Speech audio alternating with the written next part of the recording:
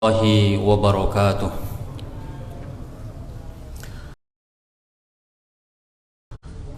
Alhamdulillahilladzi syarrafana bil imani wal islam wa akramana wa faddalana ala katsirin mimman khalaq. Allahumma salli wa sallim wa barik ala nabiyyil mustafa Muhammadin sallallahu alaihi wasallama wa ala alihi wa ashabihi wa tabi'ina wa man tabi'ahum bi ihsanin ila yaumiddin, amma ba'd. Ayyuhal muslimun wal muslimat hafizakumullah. Alhamdulillah, di pagi hari ini kita masih diberikan kesehatan oleh Allah Subhanahu wa taala dengan nikmatus sihhah, nikmat kesehatan ini. Maka kita diharapkan menjadi orang-orang yang selalu ingat kepada Allah Subhanahu wa ta'ala, karena mayoritas manusia seringkali lupa kepada Allah karena ia memiliki kesehatan. Kata Rasulullah, ni'matani maghbunun fihima katsirun minan nas. Dua nikmat yang seringkali membuat mayoritas manusia tertipu, lalai, lupa, yaitu nikmat kesehatan dan nikmat waktu yang luang. Maka pada pagi hari ini, waktu luang yang kita miliki kita manfaatkan untuk melakukan amalan minal a'mal al-mufaddalah. Salah satu amal dari amal-amal yang mulia, yaitu tafaqquh fid din. Jamaah sekalian yang dimuliakan Allah Subhanahu wa taala, pagi hari ini kita akan melanjutkan kajian ilmu al-faraid. Pembahasan pagi hari ini melanjutkan pembahasan yang sebelumnya. Insyaallah kita akan membahas tentang arkanu al-irthi wa syurutuhu, rukun-rukun warisan dan syarat-syaratnya. Yang pertama, rukun warisan adalah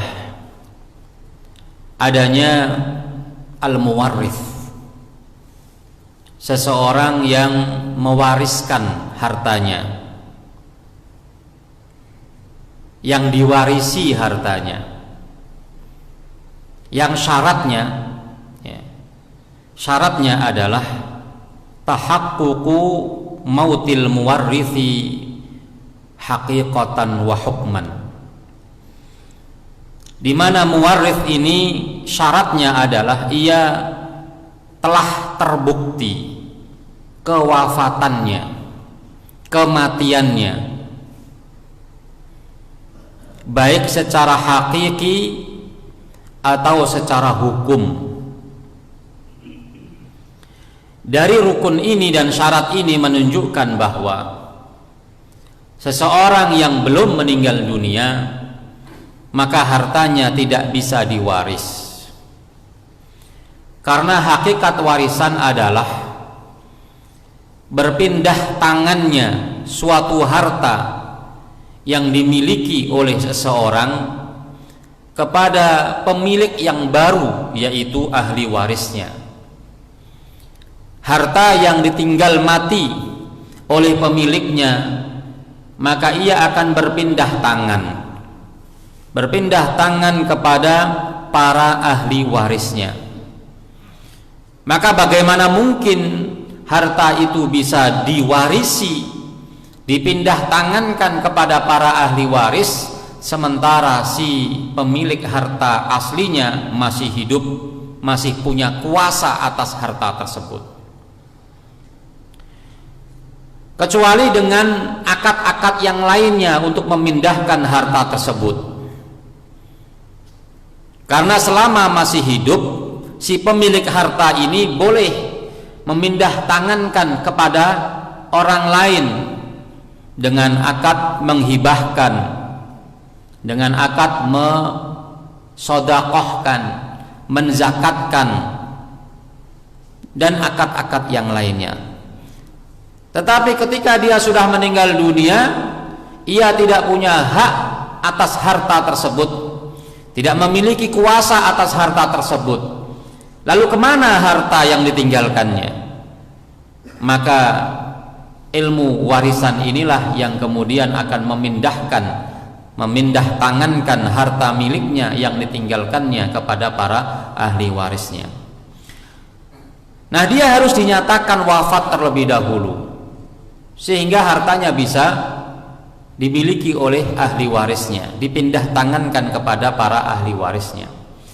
Nah, wafatnya si muwarith ini, wafatnya orang yang diwarisi hartanya ini harus jelas wafatnya.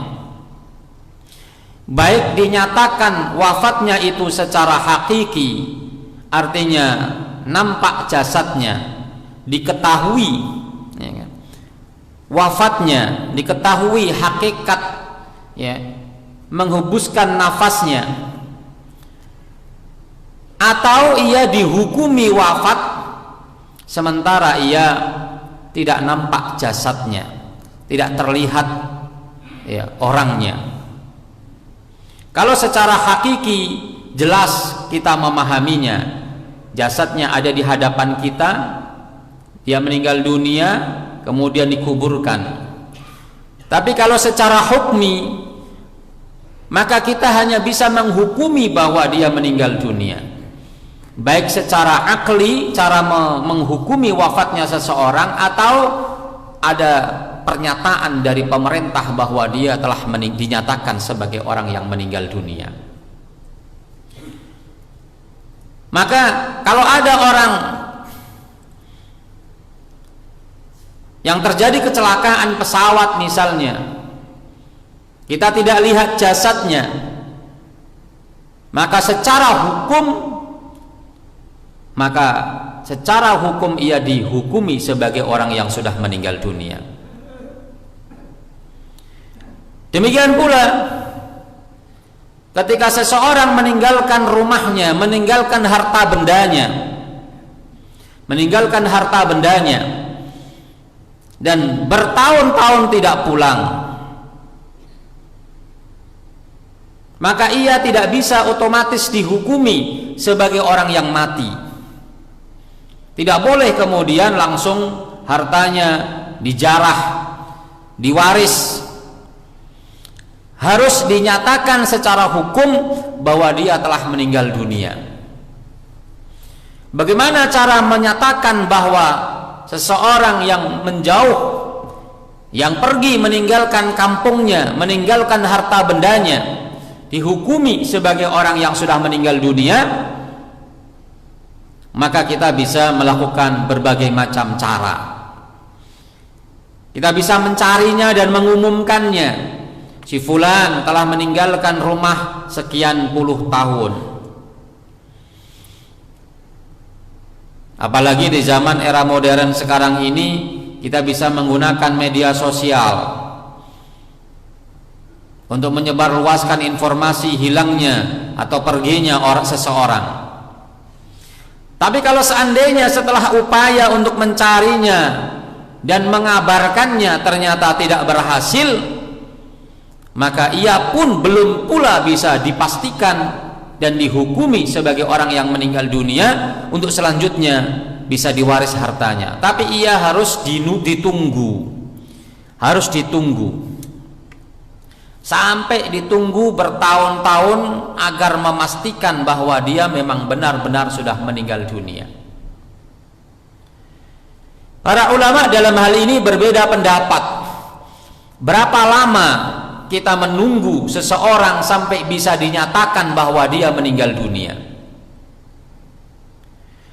Pendapat yang pertama adalah para ulama mengatakan ia ditunggu sampai 60 tahun. Karena manusia biasanya meninggal dunia rata-rata umur 60 tahun. Jadi usianya sampai 60 tahun. Yang kedua adalah ditunggu sampai 90 tahun.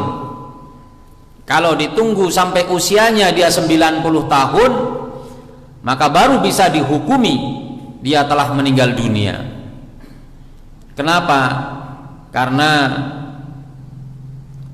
banyak yang tidak sampai usianya di usia 90 tahun. Ada beberapa saja. Sehingga pendapat yang diambil adalah yang biasa, yang mayoritas orang mengalaminya. Kalau 60 tahun masih banyak orang yang usianya sampai 60 tahun. Tetapi kenapa para ulama berpendapat 60 tahun? Karena Rasulullah mengatakan rata-rata usia manusia adalah 60 tahun sampai 70 tahun. Nah, 90 tahun ini masih ada yang sampai, tapi sangat jarang. Ada mungkin perbandingannya 1 banding 50, 1 banding 30 ya. Tapi masih ada, kita masih mendapati orang-orang yang berusia sampai 90 tahun. Pendapat yang terakhir adalah Al-Haddul Aqsa, pendapat yang paling banyak, yang paling lama, yaitu 120 tahun. Ditunggu sampai usianya 120 tahun karena ya langka sekali, bukan jarang, langka. Langka sekali orang yang usianya sampai 120 tahun. Mungkin di dunia ini hanya ditemukan 1-2 orang saja, kecuali di beberapa negara tertentu yang mereka bisa sampai usianya sangat panjang. Tapi di negara-negara mayoritas maka orang sangat langka bisa sampai usia 120 tahun. Jadi sampai seperti itu Islam memandang karena kehati-hatian. Jangan sampai ketika seseorang meninggalkan rumah, memiliki harta, kemudian diwarisi oleh orang lain sementara orangnya masih hidup, kemudian tidak lama kemudian misalnya dia datang pulang kembali ke rumah, padahal hartanya sudah diambil alih oleh ahli waris yang lainnya. Tentu hal semacam ini jarang sekali kita temukan. Ada orang yang meninggalkan rumah berpuluh-puluh tahun tidak ada kabar. Apalagi dia punya harta benda. Tetapi ini bisa berdampak pada ketika dia meninggalkan rumah kemudian dia mendapatkan harta warisan. Jadi sebelum meninggal dunia dia pergi. Sebelum dia meninggal dunia dia pergi. Kemudian beberapa tahun kemudian ada orang tuanya, ada saudaranya yang meninggal dunia dan dia mendapatkan warisan sementara dia tidak ada di rumah. Maka bagian harta warisannya itu diberikan kepada dia, disimpan, dijaga, dipertahankan sampai jelas keberadaannya. Jadi dia mendapatkan harta bukan miliknya dan hasil karyanya, tapi dia mendapatkan harta karena diberikan oleh orang lain atau mendapatkan warisan dari orang lain.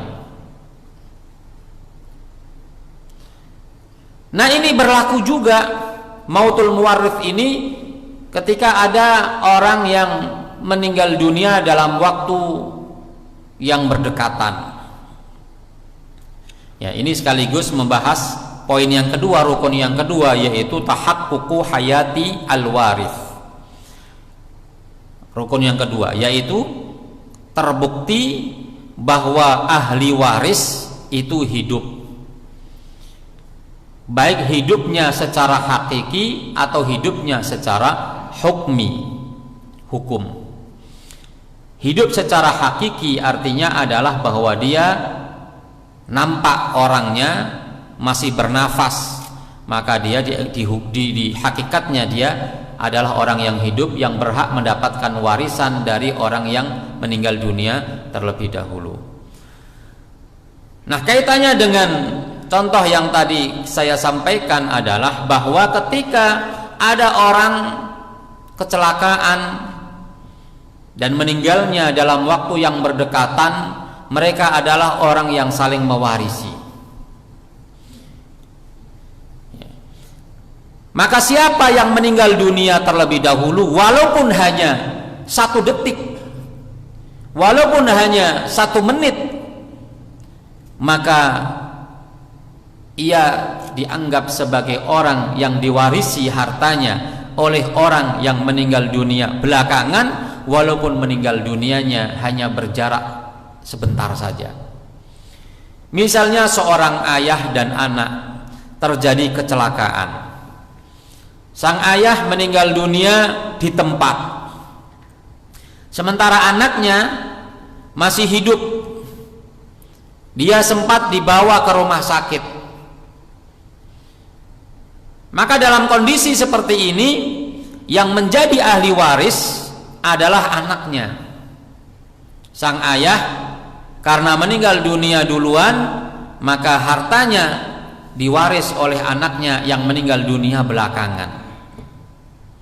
Sehingga harus diketahui siapa yang meninggal dunia terlebih dahulu. Kalau yang meninggal dunia terlebih dahulu adalah anaknya, maka ayahnya yang menjadi ahli waris dari anaknya. Si anak ini tidak bisa menjadi ahli waris dari ayahnya yang meninggal dunia belakangan.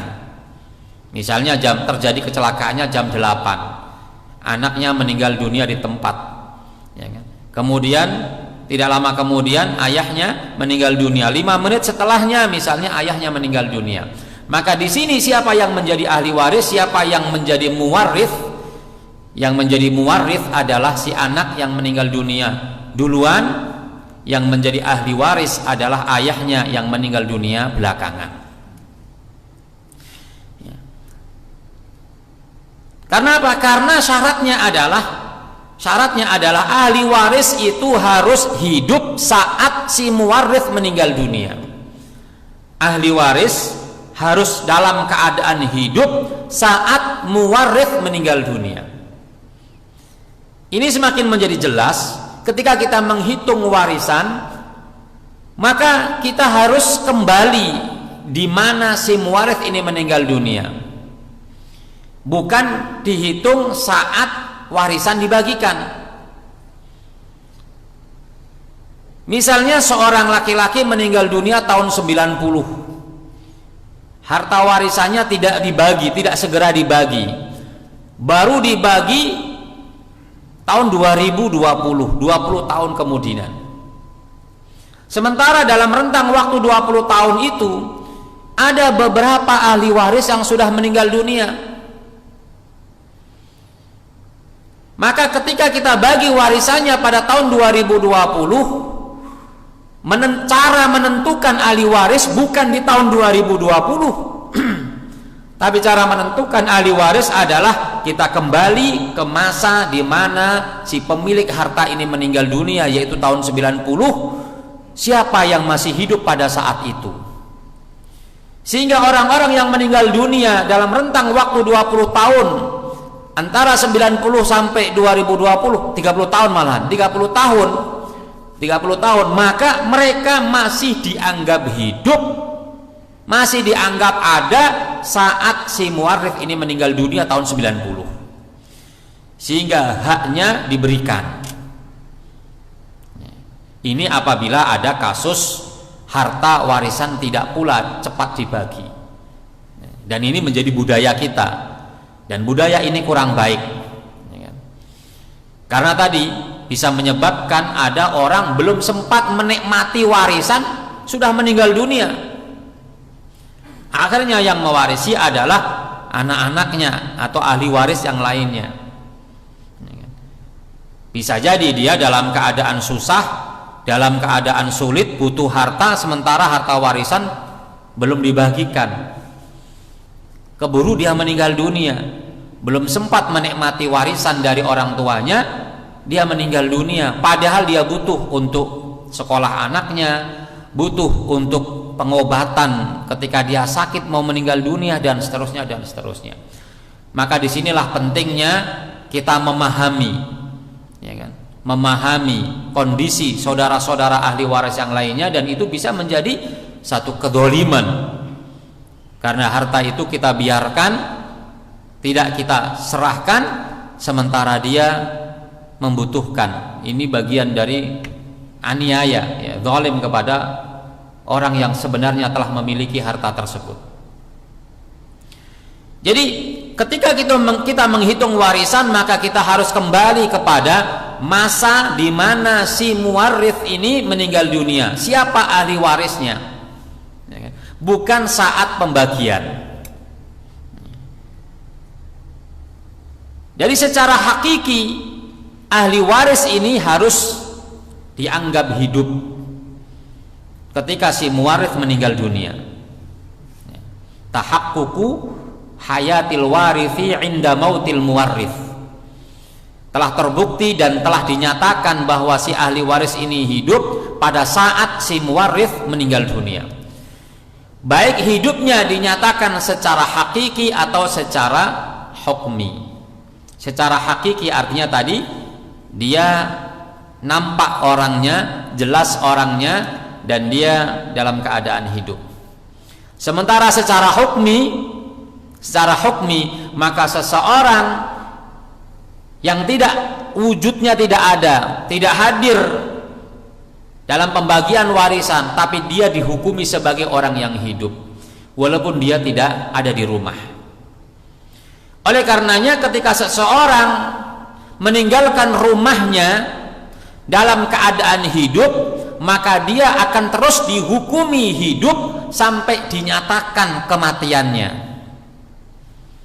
Dalam kaidah fikih disebutkan al-aslu baqa'u makana ala makana.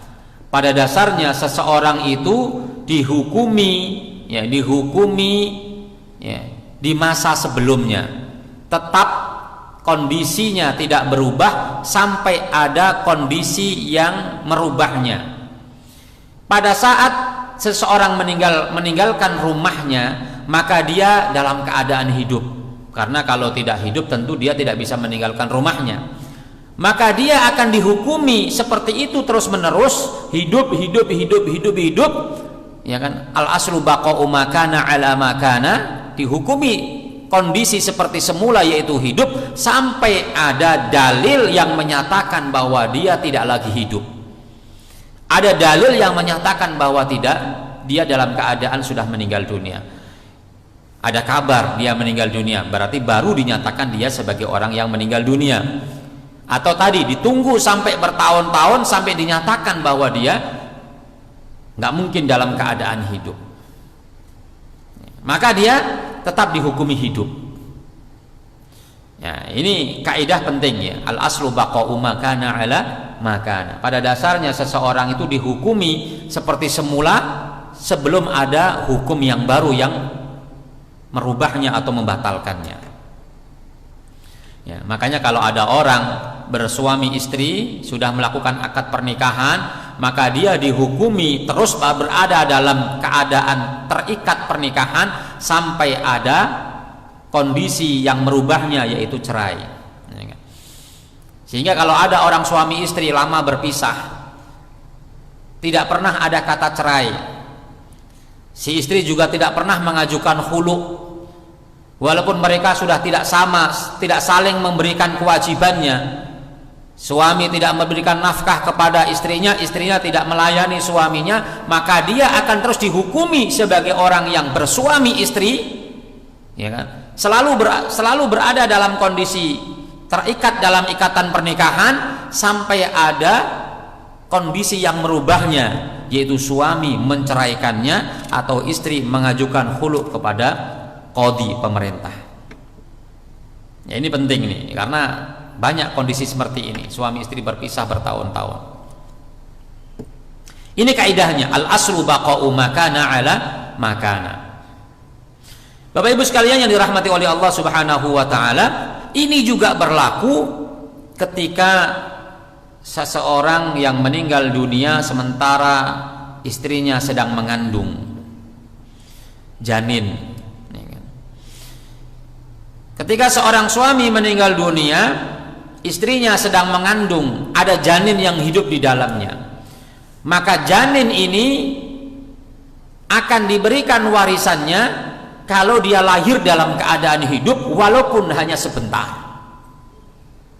Walaupun hanya sebentar. Tapi selama dia masih berada di dalam kandungan, tentu dia tidak mendapatkan warisan. Tapi dia termasuk ahli waris, akan mendapatkan warisan dan mendapatkan bagian warisan kalau kemudian dia terlahir dalam keadaan hidup. Kalau dia terlahir dalam keadaan meninggal dunia, tidak ada suara sama sekali, tidak ada detak jantung sama sekali. Ketika dia lahir, maka dia dianggap mati dan tidak mendapatkan warisan, ya kan? Oleh karenanya, kalau kita ingin buru-buru membagi warisan sebelum janin lahir, walaupun kita juga lebih baik menunggu dan memastikan kelahirannya, ya kan? Kalau buru-buru ingin membagi warisan, maka kita harus prediksi. Kalau sekarang nggak usah diprediksi, bisa pakai pakai alat deteksi ini laki-laki ataupun perempuan, hidup ataukah tidak, ya kan? Kalau dia masih berdetak jantungnya, berarti dia masih hidup. Lalu di OSG atau ada yang lebih canggih lagi, ya, dinyatakan laki atau perempuan, maka disisakan bagiannya. Dia dianggap ada, dia dianggap laki-laki, dia dianggap perempuan, sisakan hartanya kepadanya, kemudian dibagi warisannya, sehingga tidak menunggu sampai lama, 8 bulan, 9 bulan, ya kan?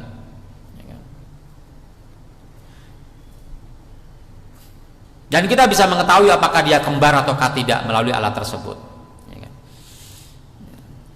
Walaupun tadi kalau seandainya ditunggu sampai lahir, maka itu lebih jelas, ya.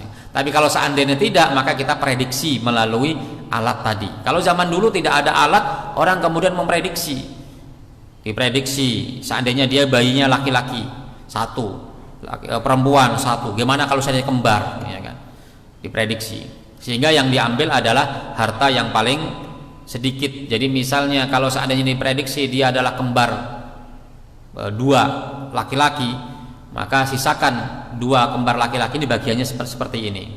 Kemudian ahli waris yang lainnya sudah bisa mengambil warisan itu sesuai dengan jatahnya kalau seandainya dia adalah 2 laki-laki. Nah, ini menyatakan bahwa seseorang itu menjadi ahli waris. Bapak Ibu sekalian yang dirahmati oleh Allah Subhanahu wa taala, yang ketiga adalah bahwa dia orang yang memiliki harta warisan, ya kan? Karena konsentrasi tema utama dari warisan ini adalah harta. Bagaimana harta ini bisa memiliki pemilik, ya kan? Bagaimana harta ini ada yang kemudian mentasorofkan harta ini, siapa yang menjadi miliknya. Nah, ini rukun-rukun daripada warisan. Dan kalau kita berbicara syarat, maka yang saya sebutkan tentang, ya, kepastian seseorang yang meninggal dunia, kepastian seseorang hidup, itu adalah syaratnya. Ditambah lagi syaratnya adalah al-ilmu bimuqtadha al-irthi. Kita harus mengetahui bahwa si fulan ini, ya kan, menjadi ahli waris itu statusnya sebagai apa? Apakah sebagai suami, sebagai istri, sebagai anak, sebagai orang tua, itu harus jelas. Karena ada orang yang mengaku-ngaku sebagai istri, sehingga harus jelas dia istrinya atau bukan, sudah pisah atau belum. Ketika seorang wanita meninggal dunia, tiba-tiba mantan suaminya datang, saya adalah suaminya, padahal dia sudah bercerai, maka mereka harus dipisahkan, tidak bisa menjadi ahli waris.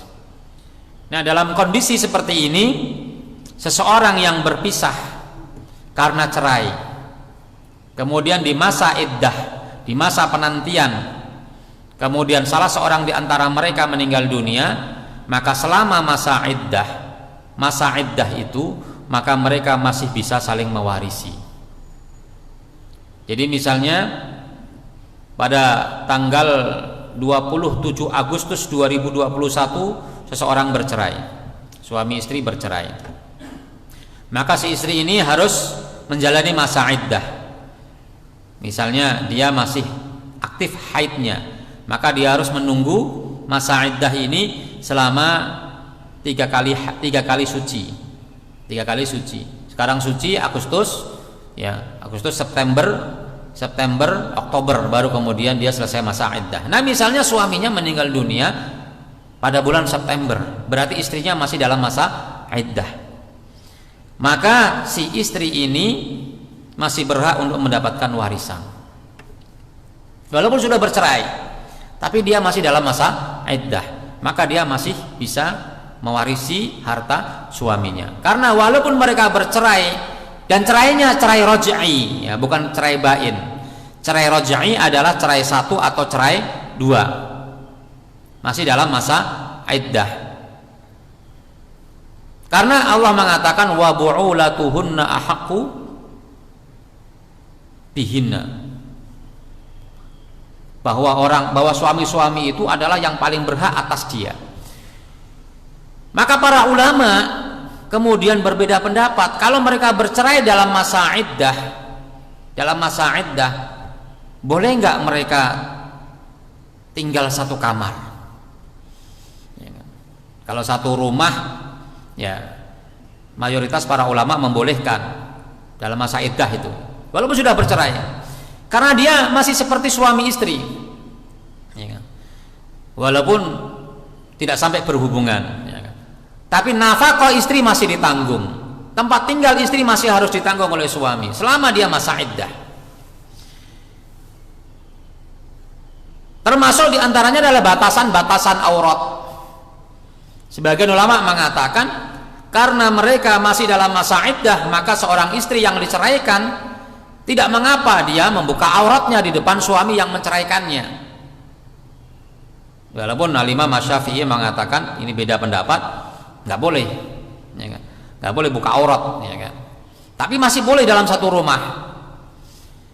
Imam Hanafi, Imam Maliki mengatakan bahkan boleh tidur dalam satu kamar bersebelahan. Dan kalau kemudian mereka melakukan hubungan suami istri, maka berarti itu pertanda bahwa dia sudah rujuk. Jika menurut mereka rujuk itu tidak harus diucapkan, dengan perbuatan itu sudah dianggap rujuk. Jadi kalau seorang suami menceraikan istrinya dengan tolak raj'i, kemudian dia menggauli istrinya, maka itu sudah menjadi pertanda rujuk. Jadi tidak haram, ya kan?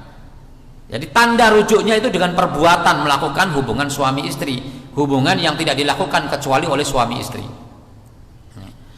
Jadi ini kembali kepada warisan, suami istri yang sedang bercerai dan dalam masa iddah, dan iddahnya adalah iddah raj'i, ya tolaknya raj'i, maka mereka bisa saling mewarisi. Ini sepakat para ulama. Tapi kalau tolaknya adalah tolak bain, walaupun mereka berada dalam masa iddah, tolak bain adalah tolak 3 cerai, cerai 3, maka mereka tidak lagi bisa saling mewarisi. Begitu pula, dan tolak bainnya dalam keadaan sehat, ya kan? Begitu pula seseorang yang sudah cerai raj'i dan sudah selesai masa iddah, dinanti sampai 3 kali suci ternyata belum rujuk, selesai masa iddah, kemudian meninggal dunia setelah itu, baik suami atau istri, maka mereka sepakati para ulama tidak bisa saling mewarisi. Kenapa? Karena mereka sudah berpisah secara resmi, dan seorang istri sudah lepas dari suaminya, dia sudah boleh menikah dengan laki-laki yang lainnya. Nah, bagaimana kalau ada orang yang menceraikan istrinya dalam keadaan sakit, yang sakitnya adalah sakit yang parah, ya, yang sakitnya adalah sakit parah, menceraikan istrinya dengan tolak bain. Tolak bain. Tadi kan saya katakan orang yang cerai bain, tolak bain dalam masa iddah dan dia dalam keadaan sehat, maka keduanya tidak bisa saling mewarisi. Bagaimana kalau seandainya dalam keadaan sakit? Maka seorang laki-laki yang menceraikan istrinya dengan tolak yang ketiga, tolak bain, ya kan, dengan tujuan bahwa si istrinya ini tidak akan mendapatkan warisan karena sudah tolak bain, bertujuan agar si istri terhalang dari warisan karena sudah lepas dari dirinya, maka tujuan seorang laki-laki yang berusaha untuk menghalangi istrinya dari mendapatkan warisan dengan menceraikannya 3 dengan bain tadi dalam keadaan sakit yang dia tahu dia akan meninggal dunia tidak lama lagi, maka keinginan, niatan si suami yang jahat ini, yang jelek ini tidak diperkenankan dalam Islam. Sehingga istri yang diceraikan bain 3, cerai 3 karena dalam kondisi sakit si suaminya ini, ya, menyebabkan si istri tetap mendapatkan warisan. Ini berkaitan dengan satu kaidah yang bunyinya adalah man ista'jala syai'an qabla awanihi 'uqiba bihirmanihi. Seseorang yang terburu-buru ingin mendapatkan sesuatu sebelum waktunya, maka dia dihukum dengan tidak mendapatkan keinginannya tersebut. Si suami berkeinginan untuk menghalangi istrinya dari warisan sebelum waktunya, maka keinginannya itu dibatalkan sehingga istrinya tetap mendapatkan warisan. Bapak Ibu sekalian yang dirahmati oleh Allah Subhanahu wa taala, ya. Pelajaran kita sampai di sini saja dulu. Saya ingin barangkali ada pertanyaan-pertanyaan, ya, supaya bisa dijawab dengan waktu yang cukup.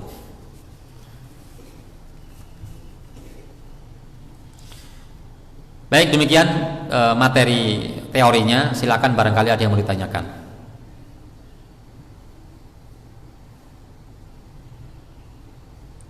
Ada yang bertanya, Pak?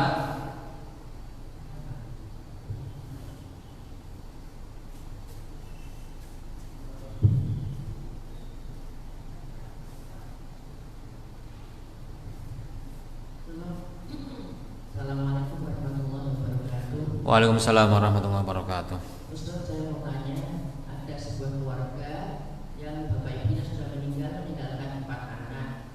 Yang paling kecil anak perempuan, yang selamanya semua sudah berkeluarga. Sampai akhirnya si yang perempuan tadi, anak yang paling kecil tadi meninggal, sudah punya suami, tapi suaminya itu tidak mengurus sampai dia meninggal itu suaminya tidak mengurus. Terus warisannya itu bagaimana cara pembagiannya? Apakah si suami yang tidak mengurusi anak yang pewaris lain yang perempuan tadi mendapat warisan atau tidak? Kalau dapat berapa? Mohon penjelasannya. Terima kasih. Iya, terima kasih. Ya, jadi seorang perempuan dia sebenarnya mendapatkan warisan. Ya, kemudian dia punya suami, dia mendapatkan warisan dari orang tuanya mungkin ya.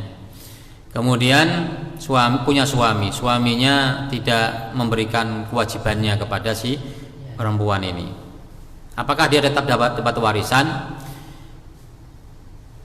Kalau dia masih sah menjadi suaminya, maka dia tetap mendapatkan warisan.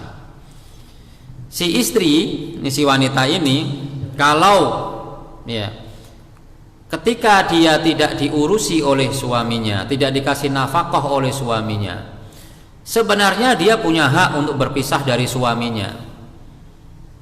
Punya hak untuk berpisah dari suaminya. Yang ngapain punya suami kalau tidak memberikan nafkah dan ngurusi dirinya kan? Tapi ternyata dia ridho, nggak dikasih apa-apa, nggak apa-apalah sama suami saya. Nggak dikasih nafkah saya terima, nggak dikasih kewajiban batin saya terima, bahkan nanti kalau saya meninggal dunia pun saya terima dia dapat warisan dari saya, ya kan?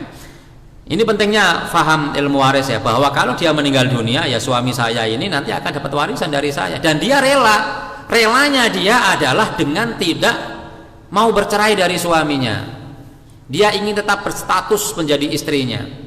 Nah, pilihannya itu, keridhoannya itu menunjukkan bahwa suaminya masih punya hak apapun ya dari istrinya tersebut. Kalau si suami tidak memberikan nafkah, mungkin juga istri tidak memberikan pelayanan kepada suaminya, sama juga, ya kan?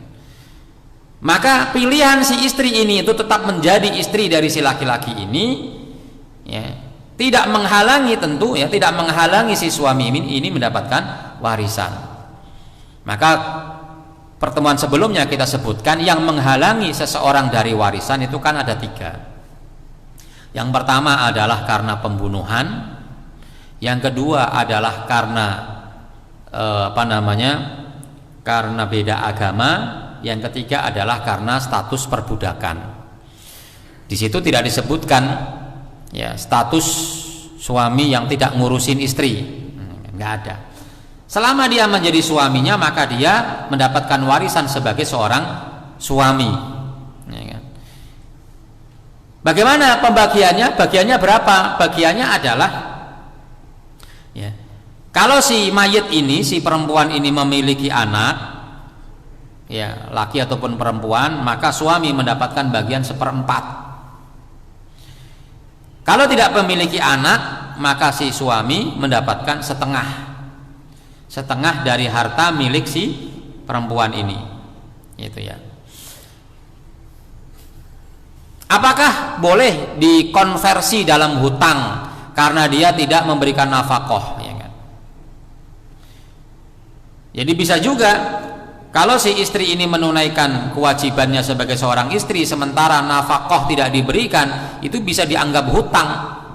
Kalau dia nggak ridho ya, tetap dianggap hutang. Sehingga kalau dia mendapatkan ya warisan, ya dikurangi dari hutangnya tersebut. Berapa tahun dia tidak memberikan nafkah? 2 tahun atau 5 tahun misalnya. Setiap bulannya berapa? Ya kan? Nafkah yang dimaksud adalah nafkah yang mencukupi dirinya berupa makan dan tempat. Makan misalnya 1 hari 30.000 berarti 1 bulan 900.000. Ya kan? Tempat misalnya kalau ngontrak 500.000. Kalau berdua kan 2,5, ya kan? Sebulan. Jadi sekitar 1,2 juta kebutuhan 1 hari. Kali 1 tahun 12 juta misalnya. Kali 5 tahun misalnya 60 juta.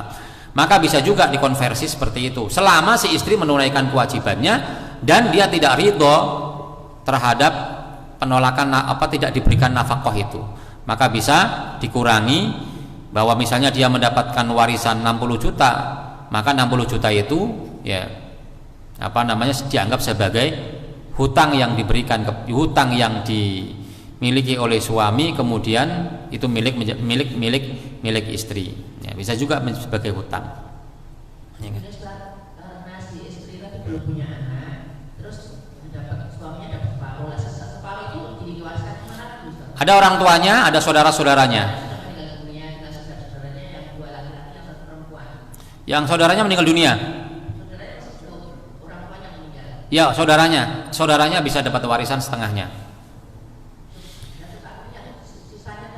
Ya, yang setengahnya buat suaminya, yang setengahnya lagi buat saudara-saudaranya. Saudaranya ada berapa laki berapa, perempuan berapa? 2 laki-laki 1 perempuan. 3 laki-laki 1 perempuan. 3 laki-laki dihitung 2 berarti 6 tambah 1 perempuan berarti 7. Jadi sisanya yang setengah itu dibagi 7. Ya, laki-laki mendapatkan 2/7 dari sisa, yang perempuan dapat 1/7 dari sisa. Terima kasih, Ustaz. Ya, sama-sama. Ada lagi?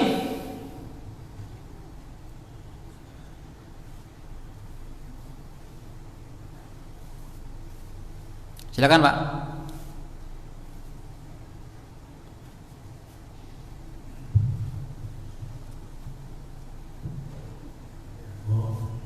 Meminta arahan Ustaz mengenai awal penyampaian kita kepada keluarga.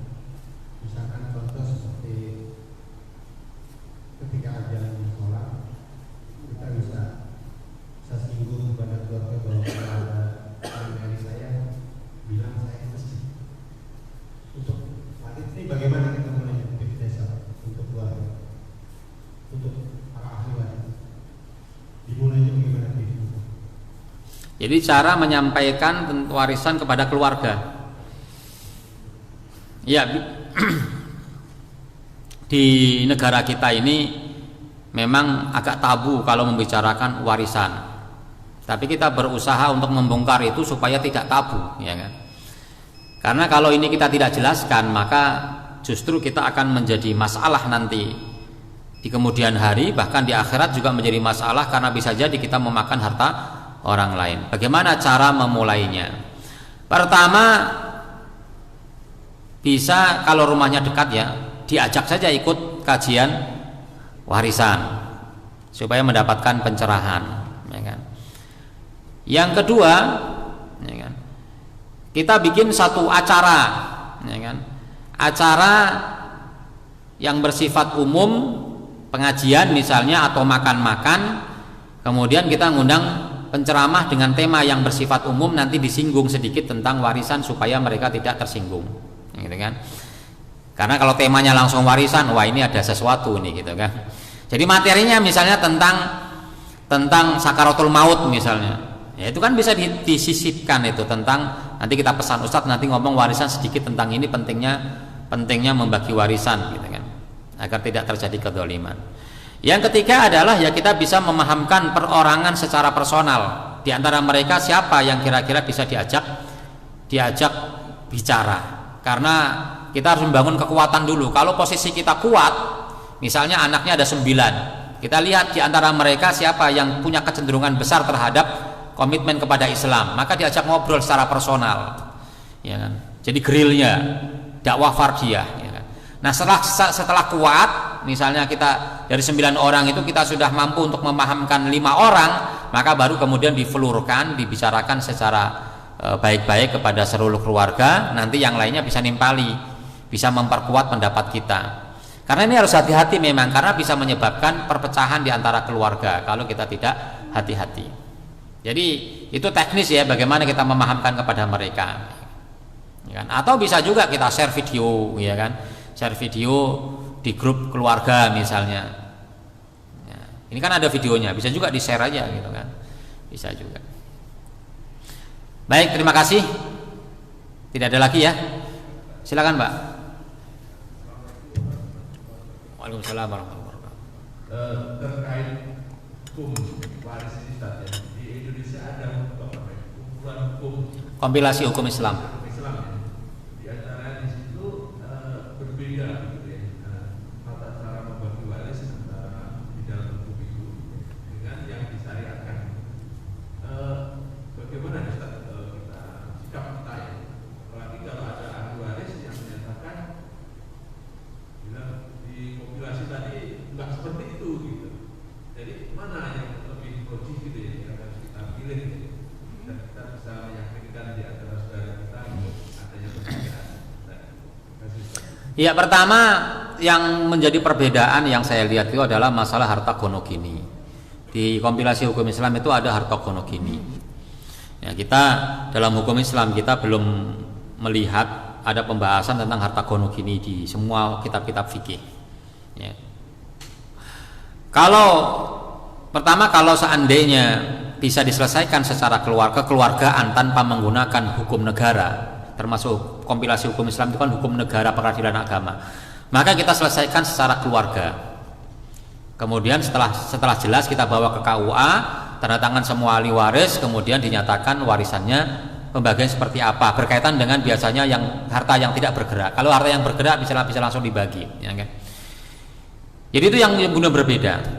Tapi kalau seandainya terjadi perselisihan, ada yang memaksakan untuk menggunakan kompilasi hukum Islam, ya kan? Maka tentu pemerintah itu lebih kuat. Ketika terjadi perbedaan, maka pemerintah menetapkan, maka tidak ada lagi perbedaan, ya kan? Perbedaannya ada di situ, di harta gonogini. Ya, biasanya harta gonogini kan berkaitan dengan istri kan, dengan istrinya si mayit kan. Nah, kalau pembagiannya berapa per berapa, tidak ada perbedaan antara hukum kompilasi hukum Islam dengan hukum syariat Islam. Sama saja. Kalau sudah masuk ke pembagian itu sama, ya kan? Sehingga ya tidak ada perbedaan. Kemudian kalau seandainya pun terjadi perbedaan, seandainya kita menemukan ada kasus yang mungkin tidak diadopsi dalam kompilasi hukum Islam, tapi di hukum Islam itu ada, gitu kan? Sehingga dia menggunakan hukum umum, tidak sampai detail ya, maka ya kita pakai, kalau seandainya harus menggunakan pengadilan agama, maka kita pakai pengadilan agama. Karena kata satu kaidah usul fikih mengatakan kalau hakim sudah memutuskan maka tidak boleh ada perbedaan. Ya, karena hakim itu adalah menjadi wali bagi kita ketika tidak memiliki wali, ya kan? Al hakimu waliyuman la waliyalah. Ya, bisa menjadi wali. Ya, ini pentingnya pemerintah tuh begitu, ya kan? Jadi kita ikuti itu. Tapi kalau bisa diselesaikan secara kekeluargaan tidak menggunakan pengadilan agama, maka kita cukup dengan menggunakan hukum Islam saja. Kok ada bedanya, ya kan? Ya, bisa jadi karena ini hukum negara, bisa jadi tidak sedetail hukum fikih. Hukum negara kan tipis, hukum fikih kan besar, luas gitu kan. Sehingga pembahasannya lebih detail dibandingkan kompilasi hukum Islam. Contoh misalnya, barangkali bisa berikan contoh boleh. Silakan, Pak. Ini kan seorang suami meninggalkan istri, kemudian